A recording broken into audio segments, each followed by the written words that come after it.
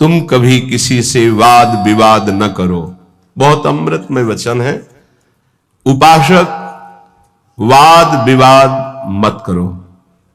जिस प्रकार तुम अपने इष्ट देव को, अपने धर्म को दृढ़ विश्वास के साथ पकड़े हुए हो और महान मानते हो, ऐसे ही कोई दूसरे धर्म का उपासक अपने इष्ट देव को और अपने धर्म को महान मानता है। इसलिए तुम अपने धर्म को महान करके दूसरे को नीचा दिखाने वाला वाद विवाद मत करो। कितना सुलझा हुआ स्वरूप महापुरुषों का। केवल वाद विवाद से तुम अपने धर्म और इष्ट देव को खो दोगे। दूसरे धर्म की निंदा करके, दूसरे के इष्ट देव की अवहेलना करके तुम अपने इष्ट देव और धर्म को खो दोगे, क्योंकि परमात्मा एक है और वही सब धर्मों का धर्म गुरु है, वही सब धर्मों का इष्ट है। एक बार एक महात्मा किसी नगर में से होकर जा रहे थे। संयोगवशात एक दुष्ट आदमी सामने से आया और वो क्रोधित होकर पीटने लगा। बहुत मारा महात्मा को, मूर्छिता हो गए महात्मा, इतना मारा। बहुत दुष्ट स्वभाव के भी होते। वो जमीन पर गिर गए।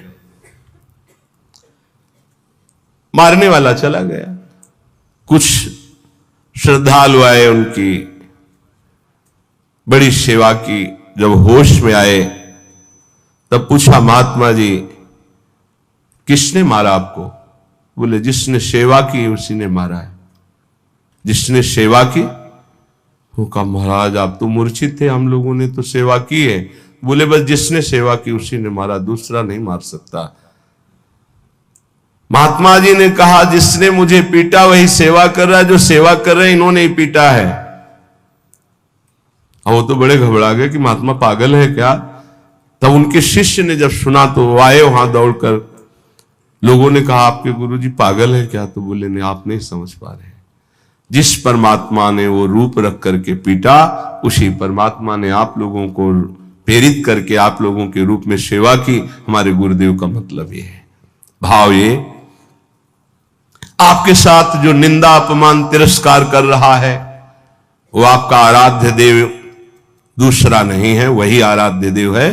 तुम्हारे किसी कर्म का मार्जन कर रहा है, ध्यान रखना। अब आगे बिल्कुल सुलझी हुई एक एक बात है। सच है कि उस दुष्ट में भी परमात्मा है। सच है कि व्याघ्र में भी परमात्मा है। पर हम महात्मा को तो गले लगा सकते हैं, लेकिन व्याघ्र को, सिंह को गले नहीं लगा सकते। ऐसे ही हम मानते हैं कि दुष्ट में परमात्मा है, पर दुष्ट पुरुष में विद्यमान परमात्मा को केवल भाव द्वारा प्रणाम करके उससे संभाषण और संग कदापि उचित नहीं है। जैसे सर्प में भी परमात्मा है, सिंह में भी परमात्मा है, तो उसे गले नहीं लगा लेंगे।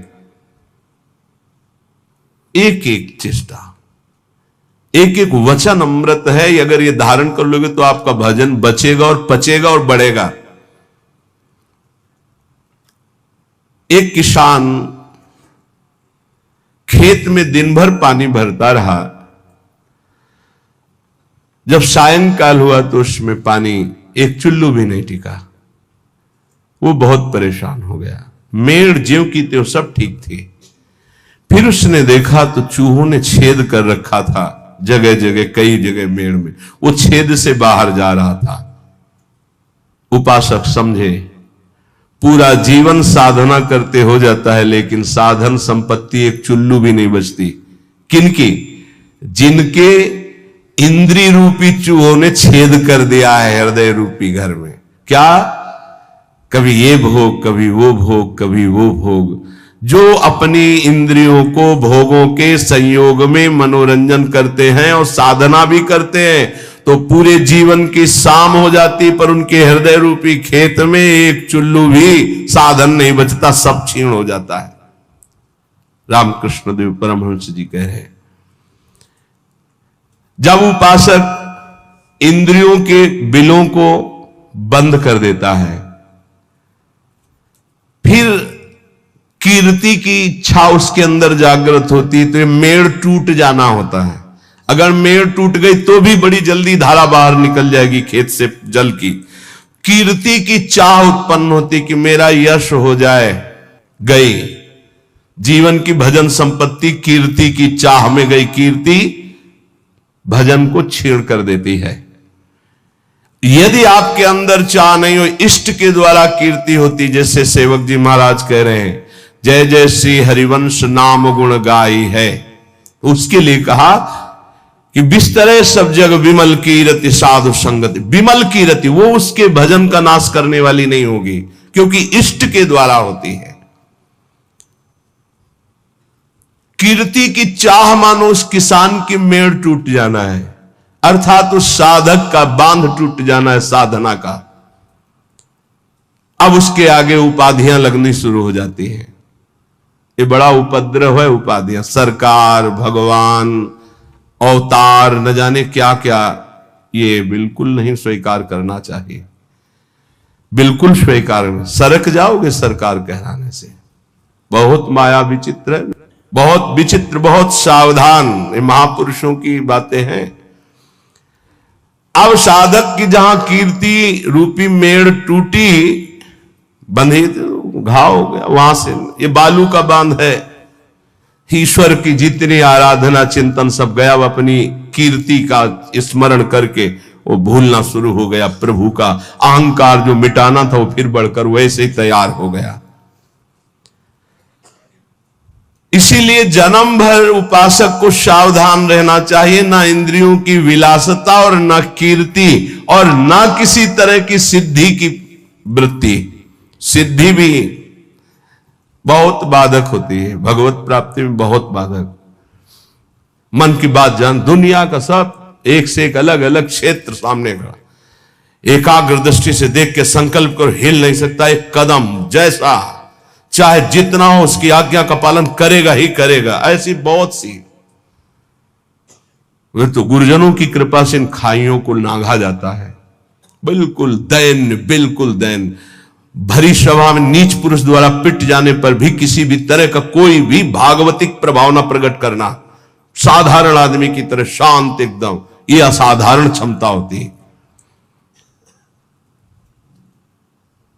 क्यों सह जाए? सामने वाला जब इतना कर रहा, भगवान ने हमको तेज दिया, बल दिया है, क्यों सह जाए? बोले एक भाई अपने मुखौटे को लगाकर सिंह का और अपने घर में गया तो घर वाले एकदम भयभीत हो गए, लेकिन उसकी बहन ने उसको मुखौटा लगाते हुए देखा था। वो नजदीक गई और मुखौटे में थप्पड़ मारा, चल, और उतार के रख दिया। रामकृष्ण परमहंस देव जी कह रहे, समझे ये कोई निज जन, निज संबंधी देख पाएगा कि इन मुखौटों में और कोई नहीं, मेरा प्रिय है, प्रीतम है, दूसरा कोई नहीं। ये जो गाली दे रहा है, जो अपमान कर रहा है, जो पीट रहा है, वो मेरा प्रीतम है जिसकी मैंने आराधना की है। वो किस लिए पीट रहा है? जैसे कुम्हार अपनी मटकी को पीट के देखता है, ठीक है, खरी है, कहीं से फूटी नहीं है, मजबूत है, इतना वार सह सकती है, तैयार हो। भगवान ऐसा लीला करते हैं, पक्का अपनी मटकी को बजवाते हैं, बड़े जोर से बजाते हैं, जैसे कुंभकार बाजार में मटकी रखता है, सिक्के से बजाता है, हाथ से बजा के दिखाता है, फिर कहता है इतने रुपए की है। ऐसे भगवान अपने भक्त को विश्व में दिखाते हैं, देखो कितना सहनशील है। मुखौटा कोई भी हो सकता है, ध्यान रखना, मुखौटा कोई भी हो सकता है, पहचानना आपको है। घर वाले भयभीत हो गए, लेकिन बहन भयभीत नहीं हुई, क्योंकि उसने देखा मेरा भाई मुखौटा लगा रहा सिंह का। ऐसे ही संबंधी जो भगवत संबंध, दास्य, सख्य, वात्सल्य, कांता, सहचरी, वो जान रहा है कि मेरा प्रीतम में मुखौटा लगा के बदल के आया है और मुझे गाली दे रहा, मेरा अपमान कर रहा है। नहीं, मैं डरने वाला नहीं, मैं समझ गया मेरा प्रीतम है। कोई भी भय उसे स्पर्श नहीं कर सकता। एक दिन एक सरकारी आदमी पिस्तौल रखता था और बहुत विलंब से आया। पत्नी ने कहा तुम इतना विलंब से क्यों आए? रोज तो इतने समय आ जाते थे, इंतजार करते हो इतना समय। उसका समय हो जाता है। कैसे हो जाता है? बोले ऐसे हो जाता है। पिस्तौल निकाली, गोली भरी और उसकी कनपट्टी में लगाई। तो ये सब दूसरों को धमकियां दिया करो, बोले असली गोली है, पिस्तौल है, तुझे भय नहीं लग रहा? बोले बिल्कुल पाई भर नहीं लग रहा। क्यों नहीं लग रहा? तुम मेरे प्रीतम हो, ऐसा कर ही नहीं सकते हो। ऐसे ही भक्त वो संपूर्ण चर जगत में अपने प्रीतम को सर्वान वस्तुतया निरीक्ष परम स्वाराध्य बुद्धिर्मम, वो भयभीत नहीं होता। शरीर को पूरा होना है तो उसी क्षण होना है, जैसे होना है, जिस विधान से होना है, मेरे प्रीतम उसी विधान का प्रयोग करेंगे, पर होंगे मेरे प्रीतम। सर्वस्व हरण करने वालों में मैं मृत्यु हूं, भगवान श्री कृष्ण कहते हैं। अब हमारे पास और कौन रह गया? मृत्यु रूप में भी तो प्रीतम ही आएंगे, और कौन आएगा? इसलिए जो सर्वत्र मुखौटे से हट करके दर्शन करता है, ये मुखौटे किनके हैं? बनावटी हैं। इनमें जो है वो है कौन? मेरा प्यारा सर्वान वस्तुतया। क्रूरापि पापिनो, जो क्रूर हैं, पापी हैं, वो मुखौटा केवल ऐसा है, अंदर उनके परमात्मा बैठा है। हमें मुखौटा नहीं देखना, हमें अंदर। रामकृष्ण परमहंस देव जी की वाणी, वो कह रहे हैं उस उपासक को कभी भय नहीं होता, कभी घबराहट नहीं होती, कभी डर नहीं होता, कभी अशांति नहीं होती, कभी दुख नहीं होता, जो सर्वत्र मुखौटे से अलग देखता है। इन मुखौटे से अंदर एकमात्र परमात्मा, कोई स्त्री का मुखौटा, कोई पुरुष का, कोई महात्मा का, कोई दुरात्मा का, कोई मूर्ख का, कोई विद्वान का, पर है अंदर एक ही परम तत्व। पानी और बुलबुला कोई अलग चीज नहीं है। बुलबुला पानी में ही उठता है, पानी में ही तैरता है, और पानी में ही फूट कर पानी बन जाता है। ठीक ऐसे ही परमात्मा में ही जीवात्मा प्रकट होता है, परमात्मा में ही रहता है, और परमात्मा में ही लीन हो जाता है। जीवात्मा कोई अलग चीज नहीं। जैसे पानी का बुलबुला पानी से ही प्रकट हुआ, पानी में ही रहता है, पानी में ही फूटकर पानी बन जाता है, ऐसे ही कोई स्वतंत्र नहीं है, उसी परमात्मा में विराजमान। अगर इतना जान लो तो तुम परमात्मा स्वरूप ही हो, ये परमहंस जी कह रहे हैं। देखो, रेलगाड़ी का इंजन वेग के साथ चलकर ठिकाने पर अकेला नहीं पहुंचता है, बल्कि लाखों लोगों को पहुंचाने की सामर्थ्य रखता है। जोड़ते जाओ, बैठते जाओ, इंजन में बड़ी पावर है। बोले ऐसे ही आचार्य इंजन है और अनुयायी जन आचार्य के डिब्बे हैं। कितने जन बैठ करके परम पद में, निकुंज में पहुंचते हैं। कभी भी ये नहीं सोचना चाहिए कि इतने लोगों का उद्धार कैसे हो जाएगा, इतने लोगों का कल्याण कैसे हो जाएगा, बहुत लोग जुड़े हैं, कैसे कल्याण? तो बोले ईश्वरीय शक्ति इंजन है, और वो शांत, वो गुरुजन डिब्बे के समान है। कनेक्शन इंजन से है, तो इंजन में 2-4 लोग बैठते होंगे, लेकिन डिब्बे में 70, 80, 90, 100 ज्यादा भी बैठ जाते होंगे। जनरल में तो ज्यादा ही बैठ जाते, कुछ बैठे, कुछ खड़े, कुछ पूरा सब, और सब वहीं पहुंचेंगे जहां इंजन पहुंचेगा। आप बिना टिकट के होंगे तो 2-4 थप्पड़ लगेंगे, थोड़ा टैक्स लग जाएगा, पहुंचेंगे वहीं। नहीं, बीच में अगर हो गया तो फिर उतारे भी जा सकते, उपद्रव होने पर, टिकट ना होने पर, पैसा ना होने पर उतार। इसलिए राधा राधा पैसा इकट्ठा कर लो, परम धन राधा नाम आधार। अगर जल्दी जल्दी में टिकट नहीं खरीद पाए हो तो थोड़ा ज्यादा लगेगा, पर राधा राधा राधा राधा पहुंच वहीं जाओगे। बात हमारी मान लेला। टिकट क्या है? निकुंज की ये जो मंत्र है, आचार्य संबंध है, आचार्य शरणागत से टिकट है। और जनरल में क्या है? राधा राधा राधा राधा राधा राधा, जैसे सब जप रहे हैं, तो बैठ सब गए हैं गाड़ी में, बीच में तुम्हारी चेकिंग भी होगी। बोले जल्दी में खरीद तो नहीं पाए, लेकिन एक राधा नाम की कीमत में पूरा त्रिभुवन बिक जाएगा। वो जो जांच करने वाले हैं वो कौन है? श्री जी के पार्षद ही हैं। ऐसे थोड़ी होता है कि आप श्री जी के पास सीधे डायरेक्ट पहुंच जाओ, ऐसा नहीं। तो राधा नाम जहां है ना, वो सीधे।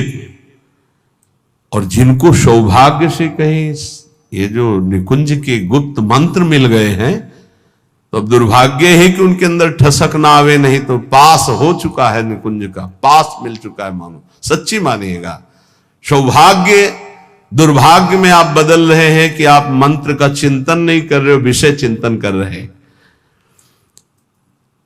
रेलगाड़ी के इंजन में उतने लोग पार नहीं हुए जितने डिब्बे में बैठकर वहां पहुंच जाते हैं। अर्थात आचार्य और आचार्य परंपरा, आचार्य के तो विशेष विशेष कुछ पार्षद हुए, लेकिन आचार्य परंपरा में लाखों ऐसे महापुरुष हो गए कि करोड़ों को श्री जी के पास पहुंचा दिया, श्री जी में तन्मय करा दिया। राजहंस कभी पानी, वो दूध पीकर पानी को छोड़ देता, राजहंस। ऐसे ही जो उपासक है, जो संत है, जो भगवत प्रेमी महात्मा है, तो माया और ब्रह्म दोनों मिले हुए हैं एक में। वो केवल ब्रह्म, केवल परमात्मा तत्व को और जल को जैसे छोड़ देता है, दूध पी के जल को छोड़ देता है, ऐसे वो माया के विकारों को छोड़कर परमात्मा स्वरूप में स्थित हो जाता है। दैवी संपदा का महान सुख उसके हृदय में जागृत हो जाता है, जो माया के विकारों पर मुक्ति प्राप्त कर लेता है। कोई भी विकार उसके ऊपर प्रभाव नहीं डालता। हाथी को खुला छोड़ दे तो मनमानी आचरण करके वृक्षों को उखाड़ता है, तोड़फोड़ शुरू कर देता है। लेकिन जब महावत अंकुश पर अंकुश प्रहार करता है तो घुटने के बल हाथी हो जाता है। ऐसे ही ये मन मतवाला हाथी है, जिसने इसको स्वच्छंद छोड़ दिया है, ये सब तोड़फोड़ कर देगा, धर्म विरुद्ध आचरण करेगा। महावत है उपासक, हाथी है मन और अंकुश है ज्ञान। प्रहार पे प्रहार करके उसको घुटने के बल अर्थात मन को अधीन कर लिया, तब वो शांत चित्त परमात्ममय हो जाता है।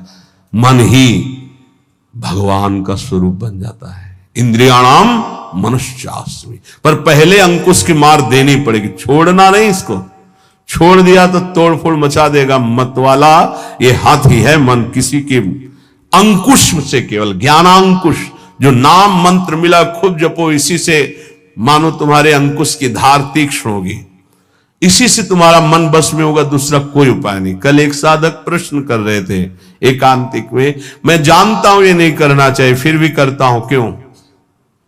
दो बातें।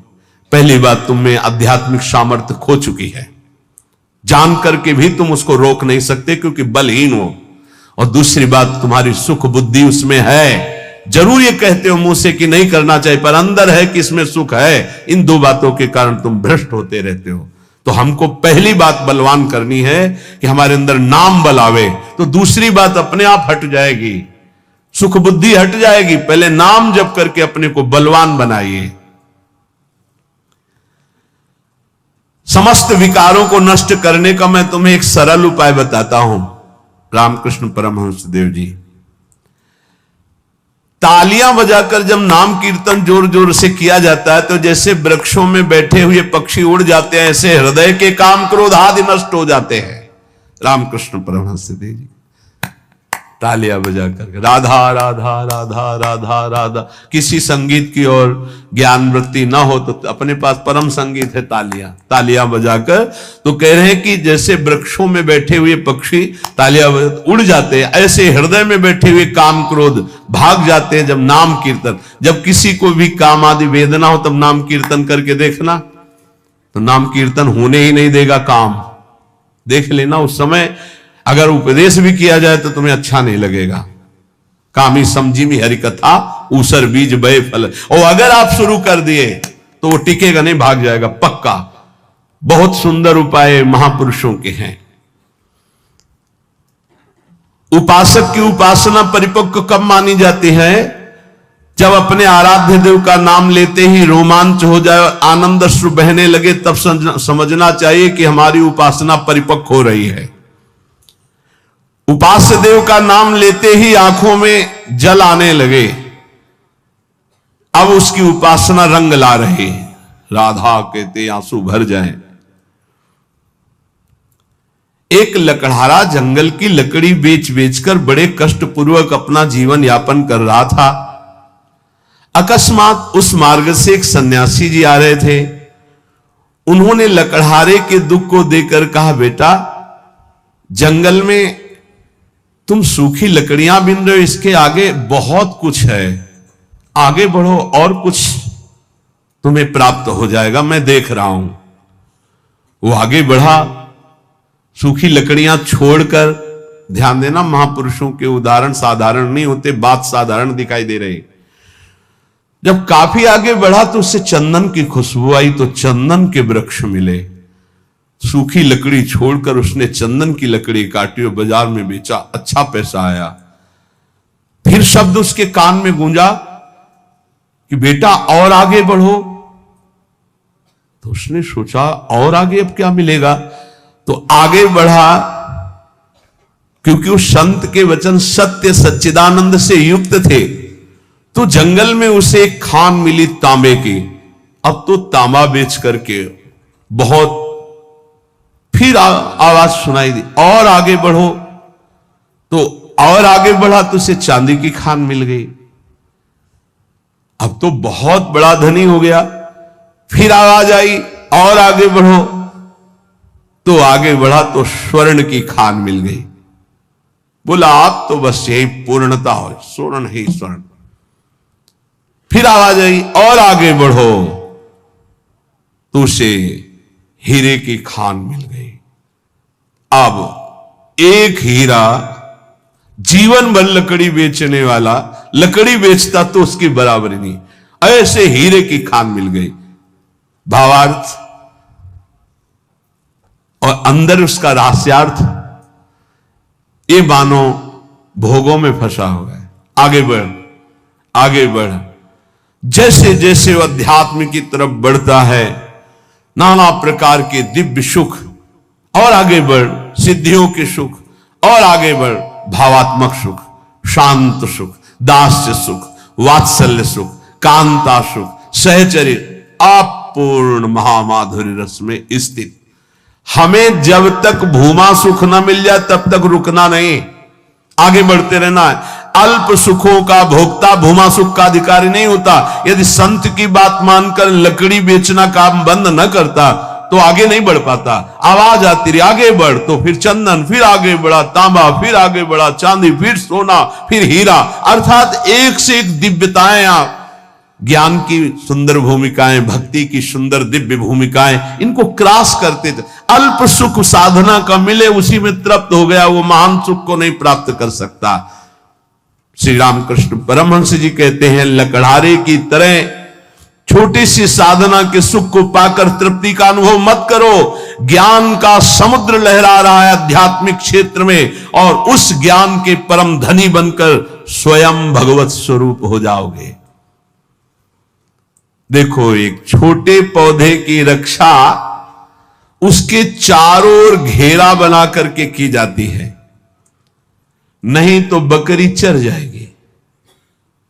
और वही पौधा जब बड़ा हो जाता है, वृक्ष रूप हो जाता है, तो सैकड़ों बकरियों का पेट भर जाएगा, उसकी छाया में रहेंगे, उसका कुछ नहीं बिगड़ेगा। ऐसे ही जब भक्ति का छोटा अंकुर निकले तो कुसंग रूपी बुरी संगति रूपी बकरी से बचना।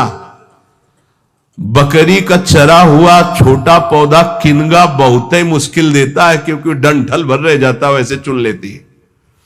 अर्थात यदि बुरी संगति हो जाए नए भगत को, तो पूरी भक्ति को ही वो नाश कर देगा, पूरा का पूरा नाश कर देगा। आप देख लो, आंखों के सामने दिखाई देता है। जब तुम्हारे हृदय में भक्ति, तो साधु संगत रूपी बाढ़ के अंतर्गत रहना। साधु संगत करे अनुदिन राति, अर्थात संतों के वचनों में केवल रहना, बस दूसरे की बातें मत सुनना, नहीं तो वो बकरी है, चर जाएंगे, किनगा भी नहीं निकलेगा दोबारा भक्ति का। ऐसे कितने उदाहरण जीवन में देखे हैं कि बड़े भाव से चलना चाहते थे, लेकिन भारी कुसंग हो गया, नष्ट हो गए, भारी कुसंग। जब वही भक्ति वृक्ष रूप हो जाएगी तो हजारों लोग नीचे आनंदित होकर विश्राम करेंगे, कुछ फर्क नहीं पड़ता, फिर निंदकों का कोई प्रभाव नहीं पड़ता। पर पहले भक्ति को वृक्ष रूप बढ़ने दो। ये कुवासना में लिप्त भोगी पुरुष, संसारी पुरुषों का संग जहर है। अगर इनका संग हुआ तो भक्ति का पौधा नष्ट हो जाएगा, ध्यान रखना। ये दुर्जन भेजे जाएंगे तुम्हारे पास, दुर्जन जो भक्ति को नष्ट करने वाले हैं, पर तुम इनका संग मत करना तो तुम्हारी भक्ति वृक्ष रूप हो जाएगी। बहुत जोर से प्रभाव पड़ता है दुर्जनों का। भगवान का भरोसा और विघ्न अपने आप नष्ट हो जाते हैं, पर बड़े भयानक प्रलोभन, बड़े भयावह दृश्य संसार के ऐसे उपस्थित होते। तो कह रहे कि ये तुम्हारे पास भेजे जाएंगे, भगवान से प्रेरित होकर भेजे जाएंगे। वो भेजेंगे। अब क्या भूमिका है? अब क्या भूमिका है? देखो, पत्थर चाहे सैकड़ों वर्ष पानी में पड़ा रहे, पर उसमें अग्नि उत्पादक शक्ति नष्ट नहीं होती। घर्षण करोगे पत्थर को तो अग्नि प्रकट कर देगा। ऐसे ही भक्त जब अपने हृदय में भगवत चिंतन की रगड़ करता है तो अनंत जन्मों से हम विषय रूपी पानी में पड़े रहे, लेकिन हमारे अंदर दिव्य शक्ति है, हम उसे जागृत कर सकते हैं। रामकृष्ण परमहंस जी कह रहे हैं, तुम जितना नाम स्मरण करोगे तो तुम्हारे हृदय में घर्षण शक्ति से एक आध्यात्मिक बल प्रकट होगा। जैसे कई बार सत्संग में कहा, अगर ध्यान दिया हो, दो लकड़ियों के घर्षण से जैसे अग्नि प्रकट हो जाती है, ऐसे ही जवान और नाम के घर्षण से आध्यात्मिक शक्ति पर प्रकट होती है। राधा राधा राधा राधा राधा। जैसे सैकड़ों वर्ष पत्थर जल में पड़ा रहे तो इसका मतलब नहीं कि उसके घर्षण से चिंगारी नहीं होगी। ऐसे ही सैकड़ों जन्मों से मैं विषयों में पड़ा रहा हूं, इसका मतलब यह नहीं कि मेरे अंदर आध्यात्मिक शक्ति उत्पन्न करने की सामर्थ्य नहीं रह गई। मैं भगवान का अंश हूं। आज जागूंगा तो आज मैं परमात्मा प्राप्त हो जाऊंगा। आज हम में वो सामर्थ्य है, हम अपनी सामर्थ्य को जागृत करें। कैसे? नाम जी है जपी जागहि जोगी। नाम जप करके हम जगते हैं, हम अपनी शक्ति को जागृत करते। नाम, ईश्वर का नाम जितना तुम जपोगे उतना ही हृदय प्रफुल्लित होकर महान पावर से युक्त हो जाएगा। बड़े बड़े महापुरुषों के वचनों को पकड़ लो। एक मनुष्य कुआं खोदना शुरू करता है, बस एक हाथ पानी रह जाता है और रोक देता, थक गया। ये 25 हाथ खोद चुका, फिर भी पानी नहीं निकला। अब तो लगता है नहीं निकलेगा, और एक हाथ में पानी है। ऐसे ही साधक कभी कभी धोखा खा जाता है। बस भगवत प्राप्ति होने वाली है, उसको लगता है पूरा जीवन हो गया, अभी तक कोई अनुभव नहीं हुआ। अरे थोड़ा एक हाथ और खोद, स्रोत निकलने वाला है।